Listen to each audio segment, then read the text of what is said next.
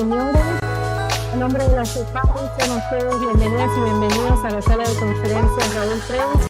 Les vamos a pedir si por favor pueden tomar lugar en sus ubicaciones y además silenciar sus teléfonos para dar en minutos inicio a la conferencia magistral con motivo de la visita de la expresidenta de Finlandia, la señora Tarja Halonen. Les recordamos que esta conferencia va a ser dictada en inglés, por lo que pueden tomar sus transmisores, y en el canal 1 podrán seguir la conferencia en español y en el canal 2 en inglés. Muchas gracias.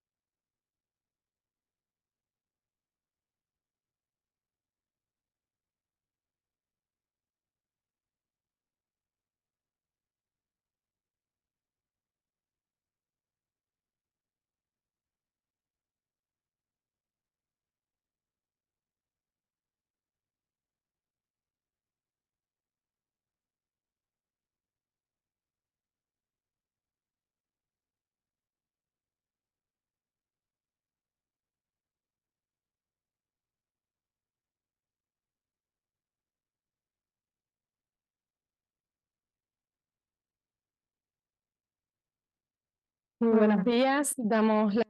Good morning, ladies and gentlemen. I would like to welcome Mr. Jose Manuel Salazar Sirinach, the Executive Secretary of the Economic Commission for Latin America and the Caribbean, ECLAC of the UN, to this room. He's here today with Ms. Tarja Halonen, the former president of Finland, and Mr. Juan Somavia, the president of the Permanent Foreign Policy Forum. I would like to welcome all of you joining us here in person and everyone else joining us virtually. I would like to welcome Ms. Gloria de la Fuente, the Undersecretary of Foreign Affairs of Chile, and other Chilean distinguished authorities and others who are joining us here today. I would also like to greet the Ambassador of Finland in Chile, Joanna Kotkajärvi, in addition to other ambassadors from the ECLAC member countries and UN member countries, and representatives of the diplomatic corps and representatives of international organizations and colleagues from UN funds, programs, and others represented, in addition to civil society, the business community, members of ECLAC, and others.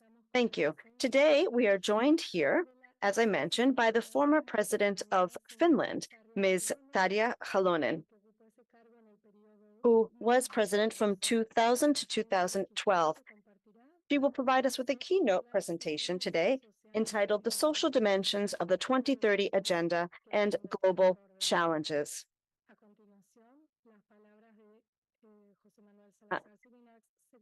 I would like to now give the floor to Mr. Jose Manuel Salazar Sirinach, the Executive Secretary of ECLAC, for some welcoming remarks.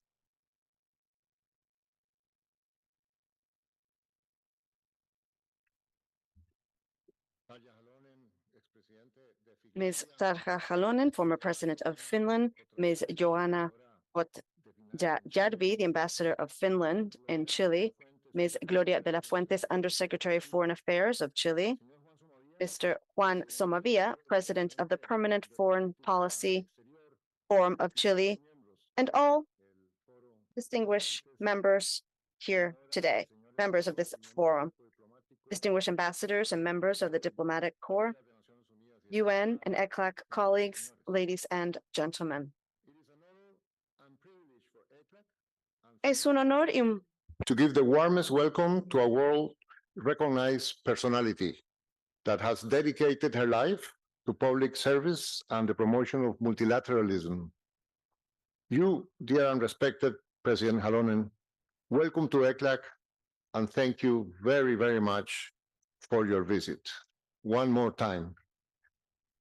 En su larga y destacada carrera, Tarja Halonen ha demostrado un compromiso inquebrantable. In her long and distinguished career, Tarja Halonen has demonstrated an unwavering commitment and inspirational leadership to the cause of social justice and sustainable development, values that are also central to ECLAC's mission. As President of the Republic of Finland, the first and only woman to have held the post so far, and in her subsequent work, she has left a very large and indelible mark on the history of her country and on the international community. Her exemplary leadership and tireless dedication to the principles of social justice and equity have inspired entire generations, both in Finland and abroad, elsewhere. Today, we will benefit from her vision and experience on a central topic, that is the social dimension of the 2030 Agenda and the challenges that the world faces today relative to this fundamental issue for humanity. As we all are well aware, the 2030 Agenda addresses critical challenges ranging from eradicating poverty to promoting gender equality, combating climate change, and promoting decent work for all.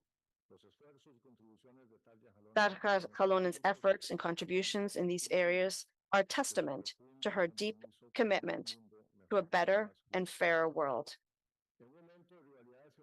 At a time of geopolitical and geoeconomic rivalries, and when global cooperation faces significant challenges, her voice is even more valuable. Her ongoing support for multilateralism as an essential tool for addressing global problems is not only inspiring, but also essential.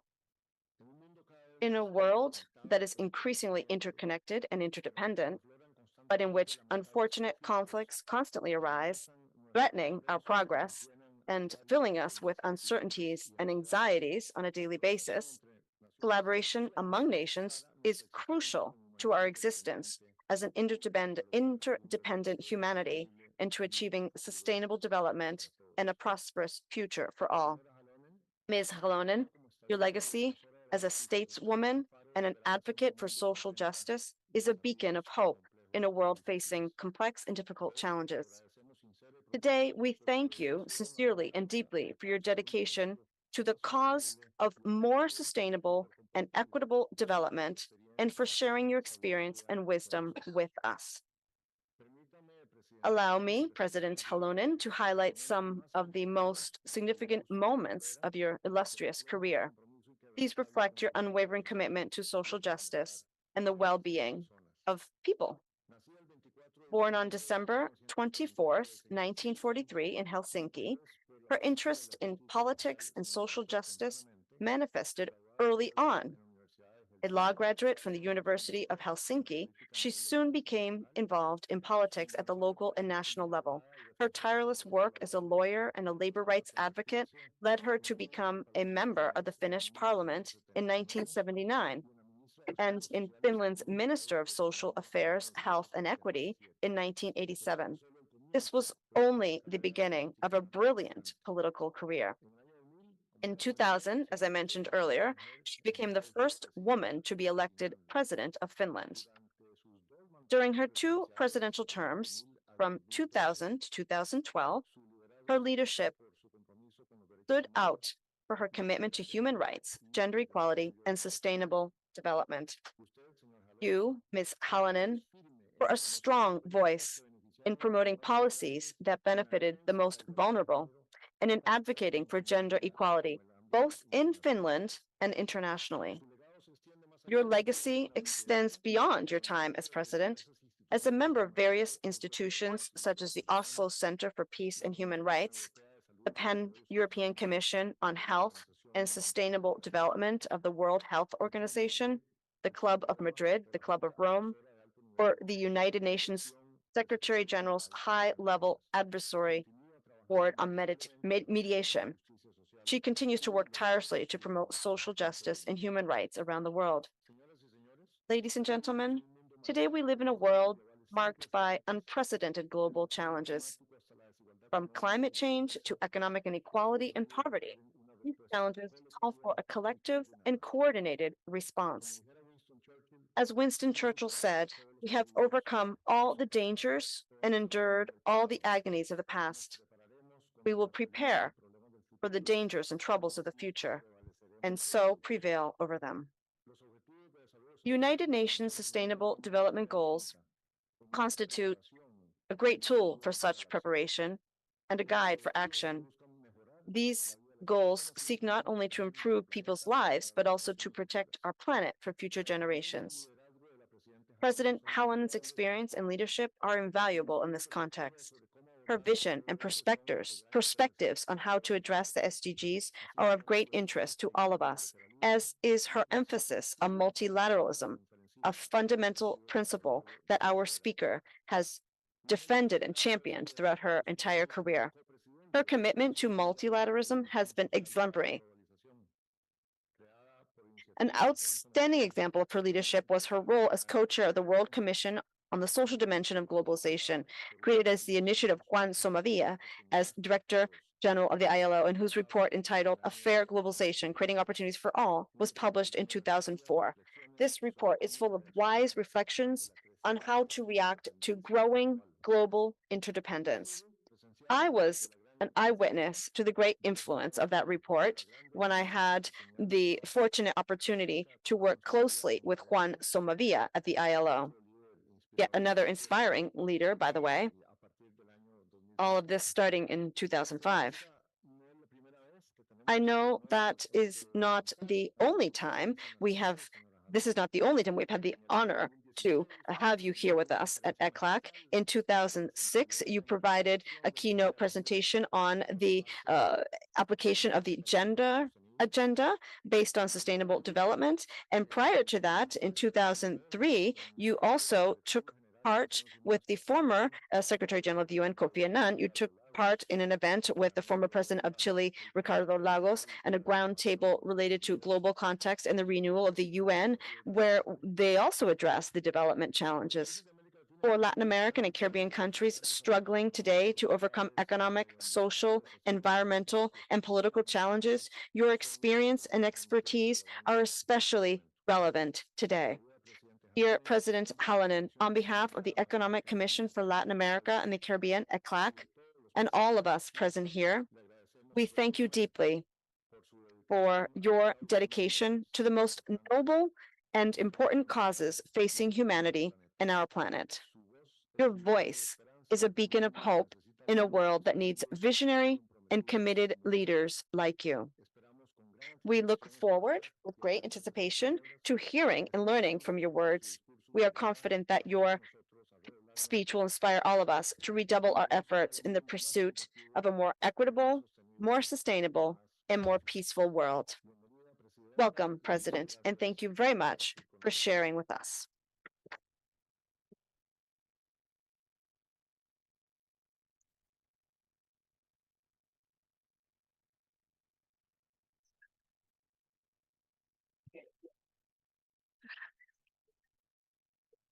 Agradecemos las palabras. We thank José Manuel Salazar Chirinac, Executive Secretary of ECLAC, for his words. And now we will be addressed by Mr. Juan Sovavia, President of the Permanent Forum on Foreign Policy of Chile. Thank you, dear Executive Secretary of ECLAC, for your introductory words, and with which I fully agree. In addition to your personal comments, very generous, a great explanation description, and that is why we are welcoming here the former president. I would like to move into this from the viewpoint of the Permanent Forum on Foreign Policy regarding a theme, which is the social regression that we're seeing around the world at this time.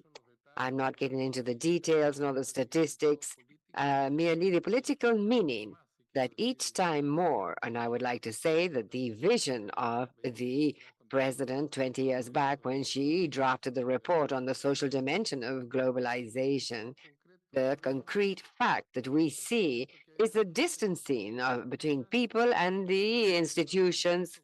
And today we were talking as naturally as possible on how democracy is being weakened and how fundamental of founding values of the UN are so difficult to achieve and pursue. And consequently, I merely wanted to say that within that framework, the leadership by President Halonen has been extraordinary.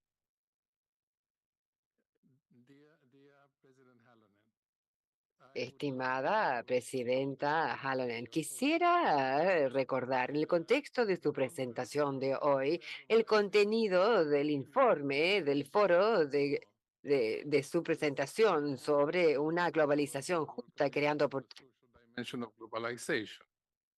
The dimension of globalization, social dimension of the 2030 agenda. There is a strong link between the two, and I want to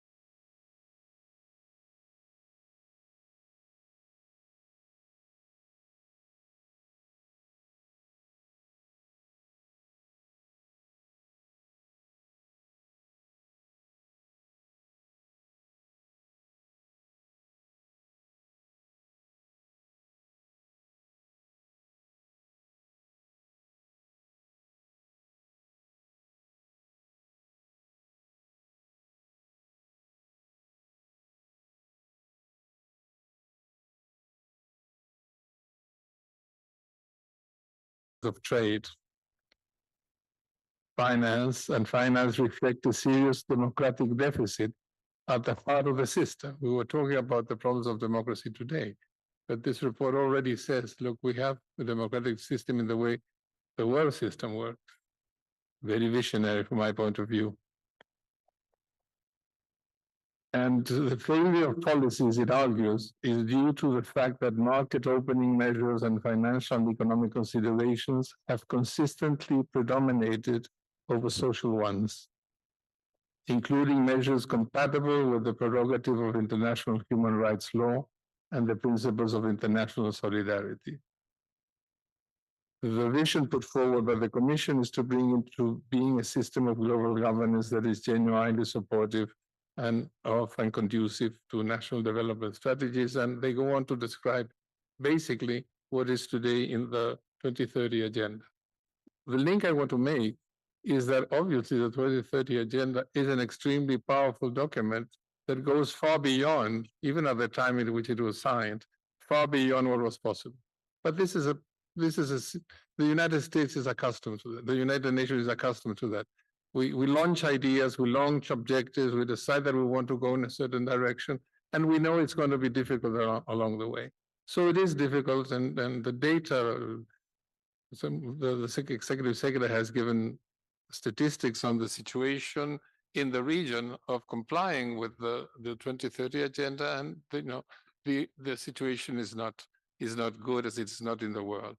So I just wanted to make this link, because I think that what you will bring us today is also a vision of the future, and the capacity to think together in terms of what needs to be done. I don't want to go into the substance of the issue, simply to say that you already mentioned 20 years ago the things that are going on today, and unfortunately are still going on. And finally, something that is more personal, if I can say so. It has to do with the fact that your mandate as president and mine at the ILO absolutely coincided. All the years in which I was Director General of the ILO, you were president of Finland.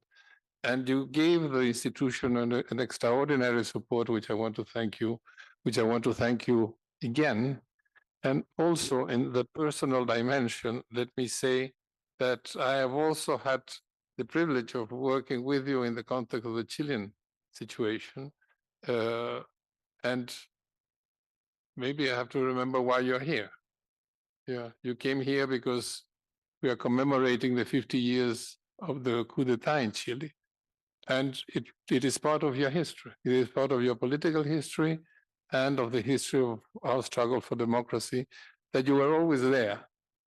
You were there in the 70s when you were a lawyer, a trade union lawyer. In the 80s when you were in parliament. You were here at the plebiscite. You have been close to us since then. And then after democracy was recovered, you were also there for cooperation. I mentioned this, I say, as a personal thing, but I cannot not tell you that your presence here has an extraordinary meaning in terms of what happened yesterday and the events that have been occurring later these days. So, Madam President, thank you so much. The Foro Permanente Política Exterior is extremely happy to co-sponsor this with CEPAL, and I thank CEPAL for the space and the possibility of doing this together. Thank you so much, Jose Manuel. Thank you so much. I was joking about your very kind words to me. And Madam President, we know that you will give us in your inimitable style, which is always going against what is politically correct. And that I find is a fantastic, it's a fantastic thing. Okay.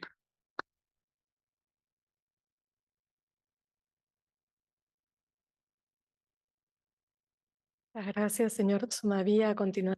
Thank you very much, Mr. Somavia. And now we recognize the former president of Finland, Tarja Halonen. Executive Secretary Jose Manuel Sarasal, esteemed Juan Somavia, Your Excellency, Vice Foreign Minister, Excellencies, ladies and gentlemen, my oh dear friends. We have a lot of common also, but they have not yet mentioned. For instance, your former foreign minister and I, we were together in Antarctic in 1999, and I asked already before the meeting that whether we succeeded with help Patagonian toothfish or not, because that was one of the themes of our declaration in that year. But anyway, coming back to that. So very officially, but also from my heart, my warmest congratulations for the United Nations Economic Commission for Latin America and Caribbean, ECLA, on this 75th anniversary. It is really an honor for me to take part in ECLA's anniversary lecture series. So ECLA has been at the forefront in providing concrete solutions and policy action for more inclusive and sustainable development in the region and globally. I would also like to commend the ECLAC for its work on advancing equality and women's rights. As the UN Secretary General Antonio Guterres and Secretary General Ban Ki-moon before him have underlined, sustainable development will not be achieved without progress in gender equality. Keep up the excellent work you are doing. Yeah, it's really important. Dear friends, let me also say a few words about Chile. As you may know, Chile is very dear to my heart, and they have told more about that. And I have visited your country in different times. This visit to attend the commemoration event of the coup d'etat is very important for me. 50 years ago, Chile's democracy was brought down, and people in Chile were taken away their rights and their liberties. Today, around the world, the democracy is being challenged both from inside and outside. Chile's peaceful transition from dictatorship to democracy and its strong commitment to democratic system are vital example and encouragement to the world. So I say this even I know that you have still challenges from the time of Pinochet, but I will say to you that it is the democratic system has always also the challenges of the present and past. And so be strong, continue. I think that's important. So we must promote dialogue and peaceful solutions and ensure that the democracy is at the center of our solutions. A sustainable future needs a solid democratic structure in which everyone can fully participate. And I fully agree that we need an economy. It's a good means, but we need also social and that's important that people want to be on board. So, ladies and gentlemen, this brings me to the topic of this event, the social dimension of the Agenda 2030 and the global challenges. Next week in New York, the SDG Summit will mark the halfway point in the implementation of Sustainable Development Goals. The summit will provide a crucial opportunity to accelerate the efforts for a fairer and more sustainable future for all. But let's be honest, we are lagging behind on the implementation. According to the recent assessment, around 140 targets with data shows that about 12% are on track. 12, 1, 2. And around half are off track. On more than 30% of the targets, there has been no movement or there has been regression. For example, number of people living in extreme poverty and with hunger have now recently increased. Even we know that after the global Millennium Goals, where I was also involved. So we succeeded pretty well in the beginning. So, of course, we all hope that the times will be much easier for the implementation, but it's not. Times could be easier for combating the intensifying and enormous challenges. But the world is facing multiple and interconnected crises which have had very serious economic, social, and environmental impacts around the world, affecting the poor.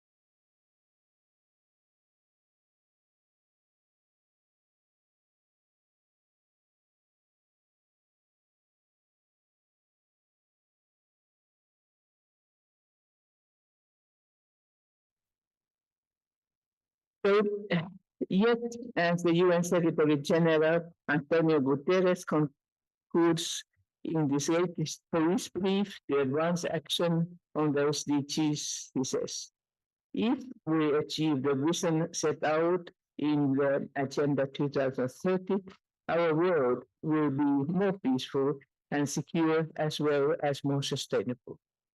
To combat the challenges, we need urgent and united action. So, friends, the concept of the sustainable development has been discussed, as you know, for a long, long time. In the 1980s, United Nations Brundtland's Commission, already chaired by the former Prime Minister of Norway, defined sustainability in their own way. That was meeting the needs of the present without compromising the ability of future generations to meet their own needs. And this definition is still valid today. In 2000, world leaders came together to adopt the United Nations Millennium Declaration, and Millennium Goals were created towards a better world. The UN Millennium Summit was jointly presidented by Namibia and Finland, and I had the honor of acting as a co-chair together with the President Sam Nujoma of Namibia. That was great work by UN Secretary Kofi Annan, on whose report with the peoples the summit was based on. So many experts, real experts and many others, did not consider the possibilities realistic. But for the first time, we had a declaration by North and South in solidarity at the global level.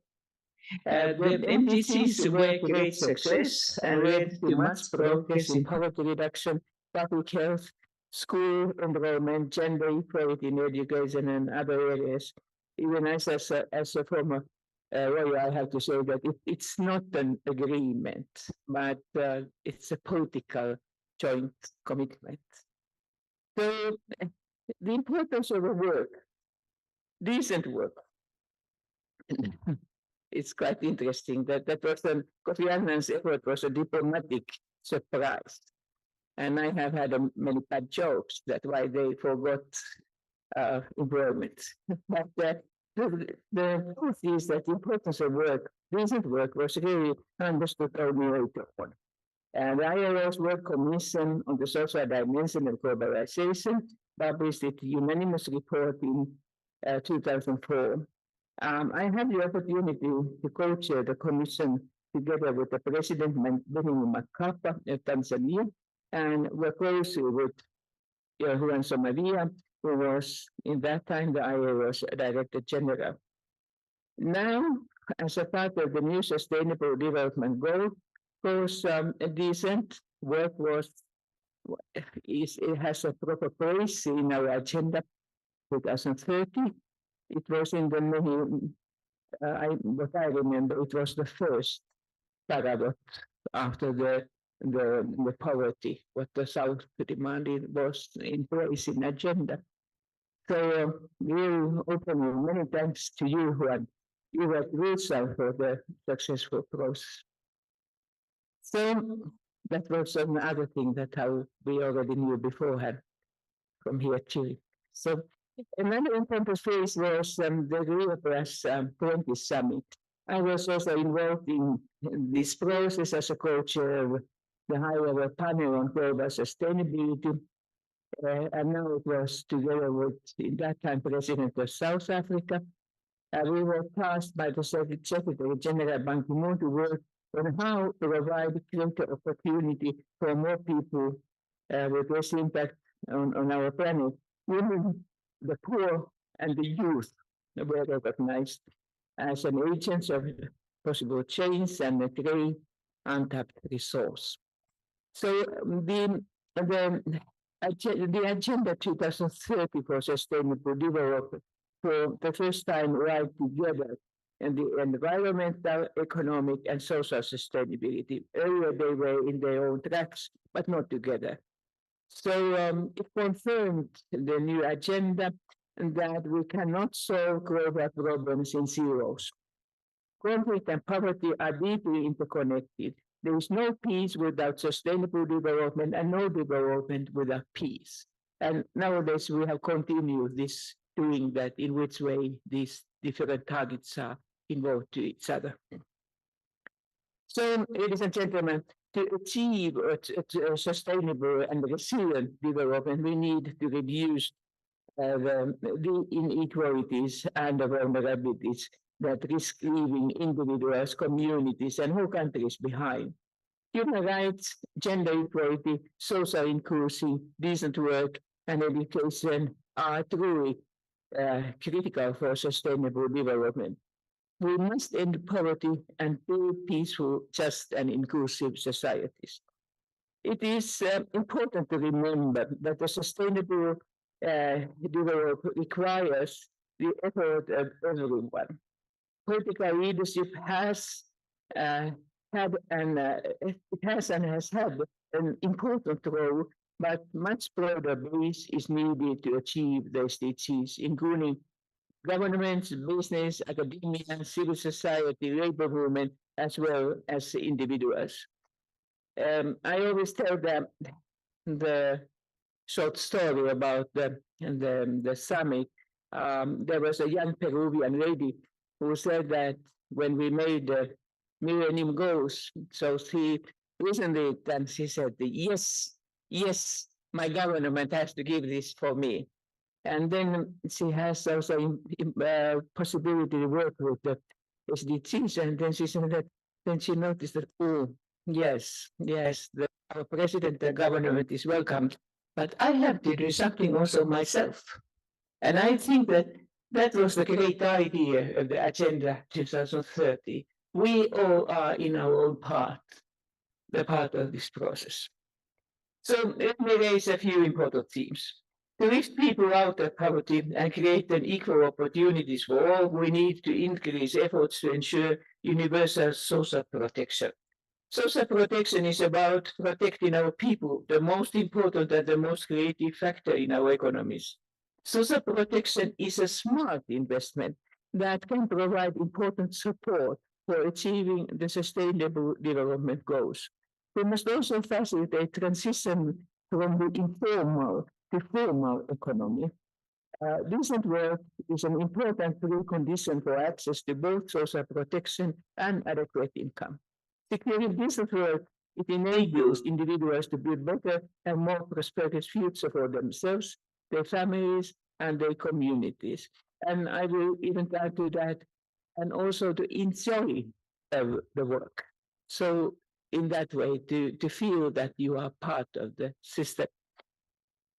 And because in the gender gap is employment is at the core of the decent work. Women's economic empowerment boosts productivity and increases economic diversification and income equality.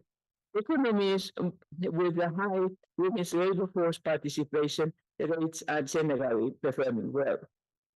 As the SDGs there are 5.4 states, we have to recognize and redistribute women's unpaid care work.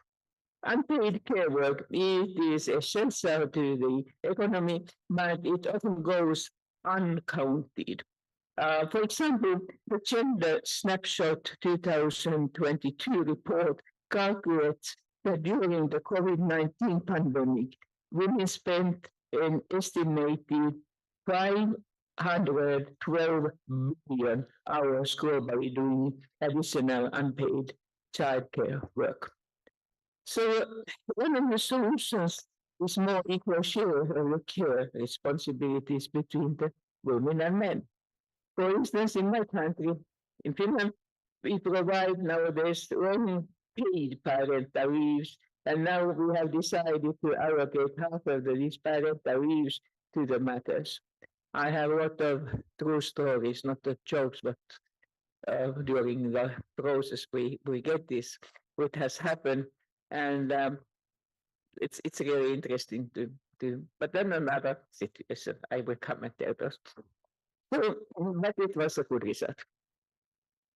So, formalization and professionalization of childcare is an opportunity to boost women's productivity, labor force participation in all societies. We simply cannot achieve sustainable development with only half of the potential.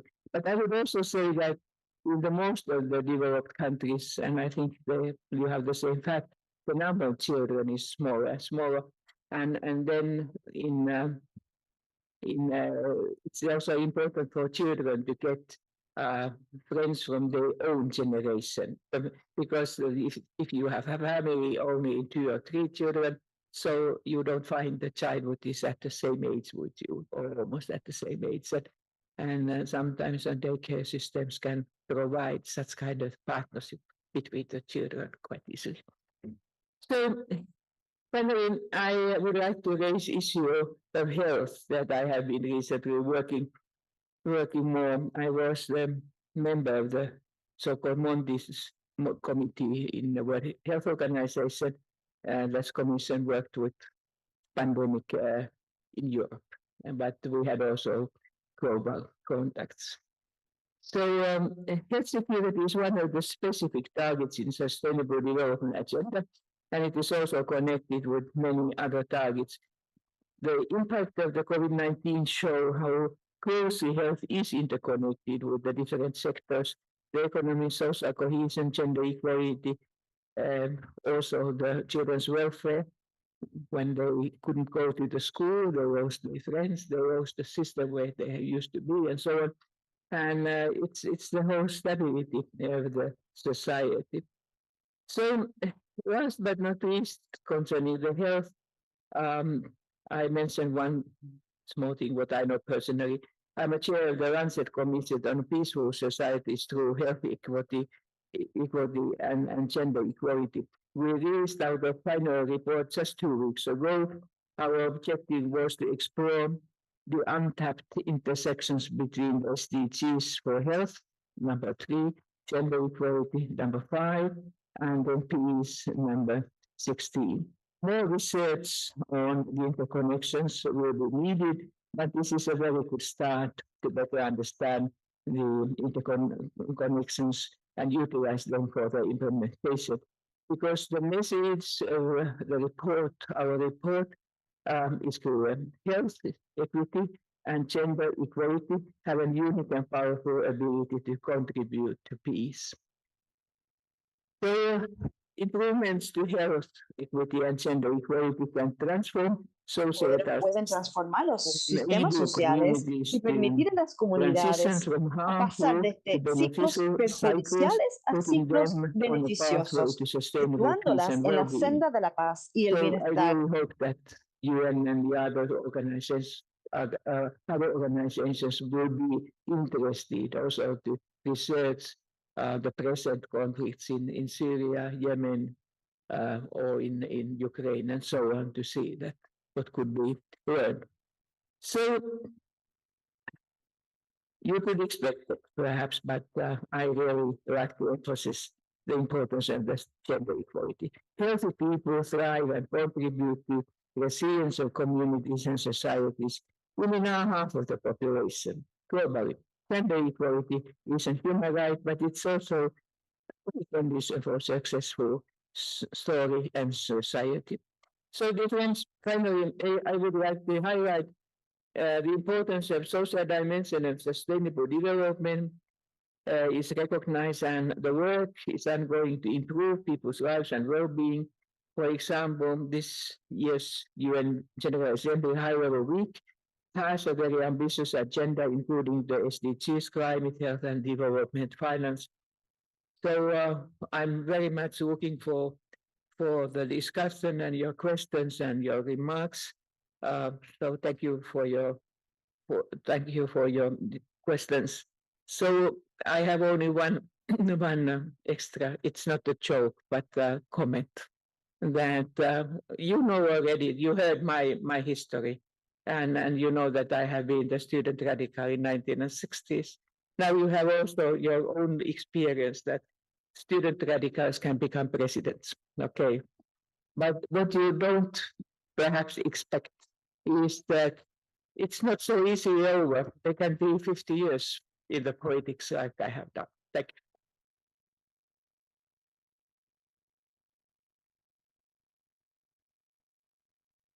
you.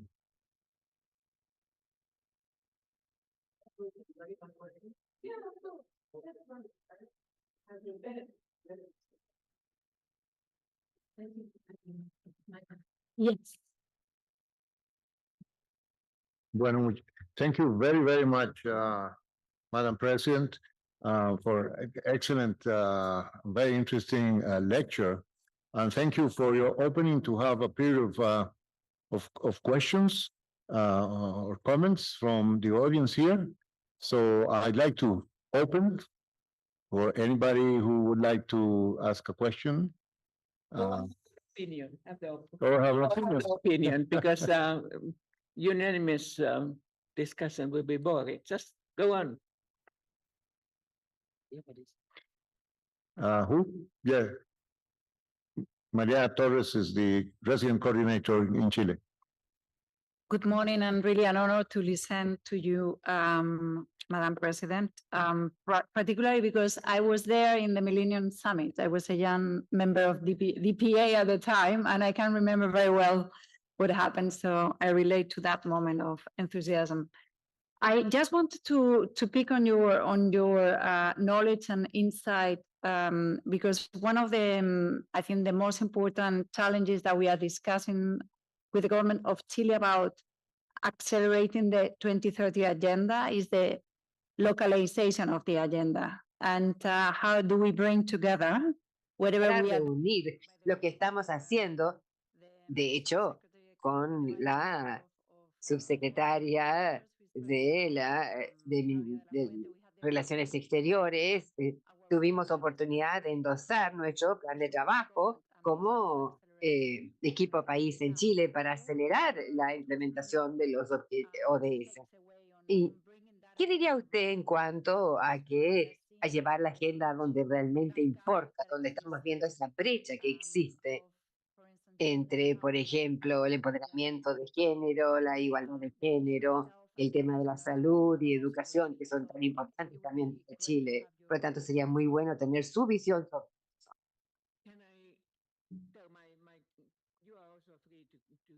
usted también. Por favor, siéntase en libertad de responder. Lo primero, después del proceso de Río,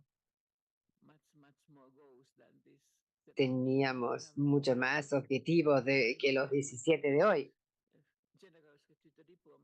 Y luego le dimos a los diplomáticos tratar de hacerlo con menos temas, porque sería muy difícil de manejar, y así lo bajamos a 17.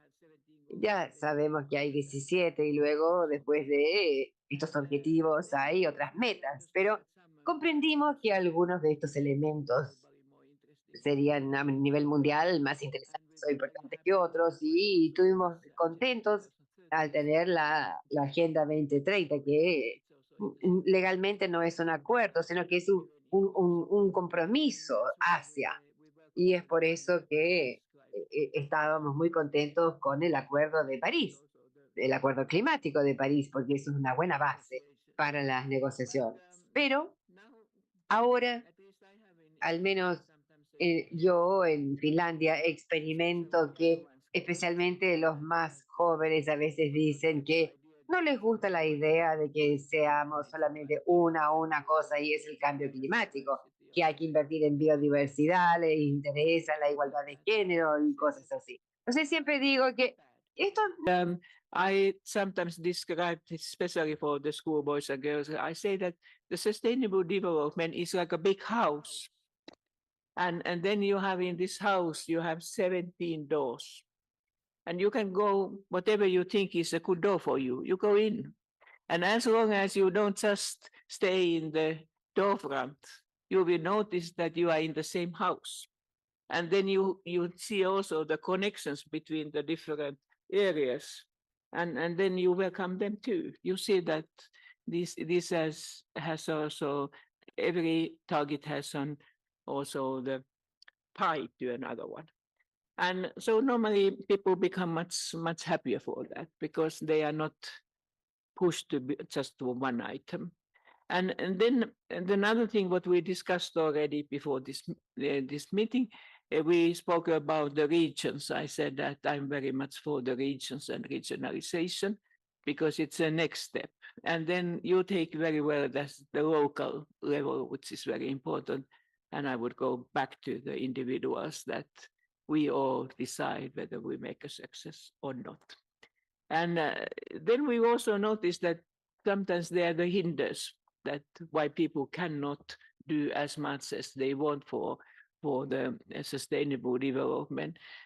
For instance, the women can say that when I go to the shop, if I want to support, for instance, the workers' rights, or if I want to support the climate change, stopping it or something else, how I can choose from the market that which is the best coffee or the best chocolate or so on. And when we know all that, which kind of the international connections there are. And that's why we have also tried to do the two things. One is a transparency. And the second is that we are telling also, what coming from one door, that in which way there are these interconnections. I think so that the best way to make people interested at the local level is to tell how this or that thing is connected to the sustainable development. Take the normal life in which way. And of course, it causes also difficulties because they say that why the energy of the electricity in my country or my city or my village is organized in this way. But this is a part of the political process. Then they normally become also interested that how could we change these systems locally, nationally, or internationally, and also to make them to follow what is the implementation. I think that especially, of course, the gender gap has been very interesting for the women. And then I already mentioned, I think, quite many things. I don't know whether I expected it, that, for instance, in how everything starts from home, that we normally say that women have to be active by themselves.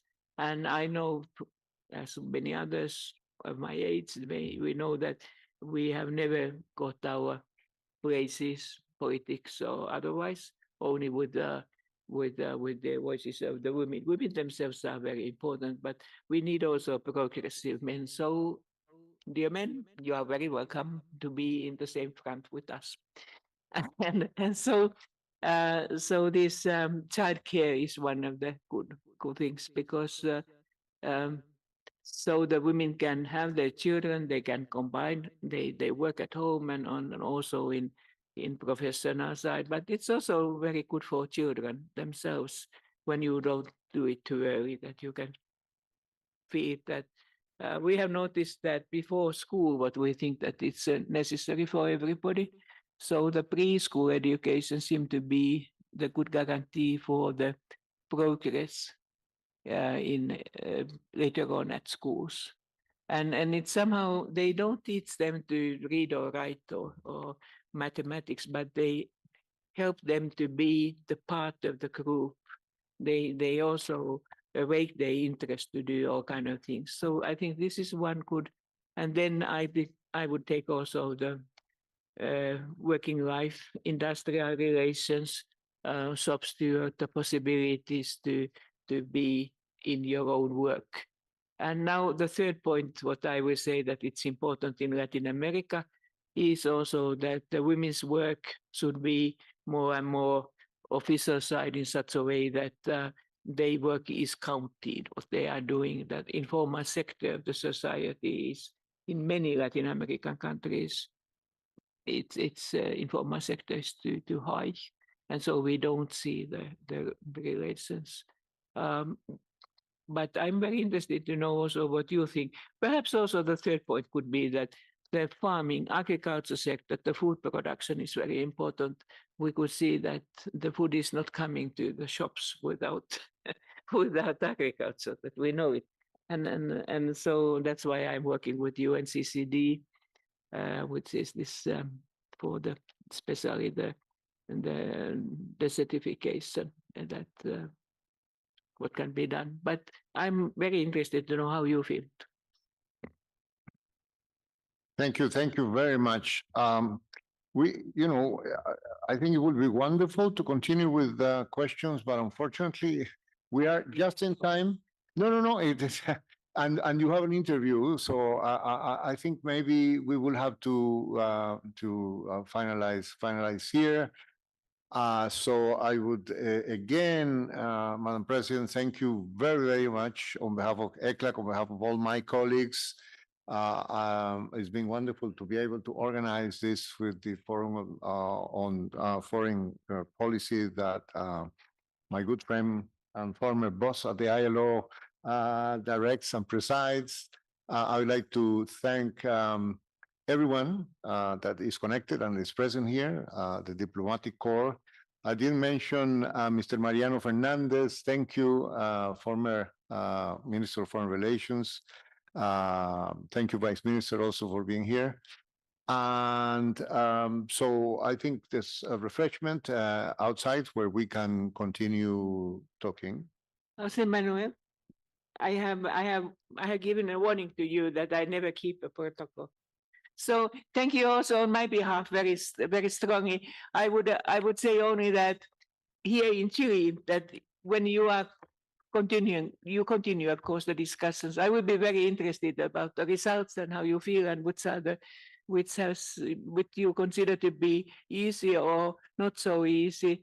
I met before I came here also the Michelle Bachelet, and because we have worked together a long time, and Michelle also, she also promised to work with UNCCD. So this is concerning the this especially the agriculture area and forestation and all that. But please be contacted, and they will support you. I say it on behalf of them, and they are still smiling. So thank you very much to be with you, and let's see you again.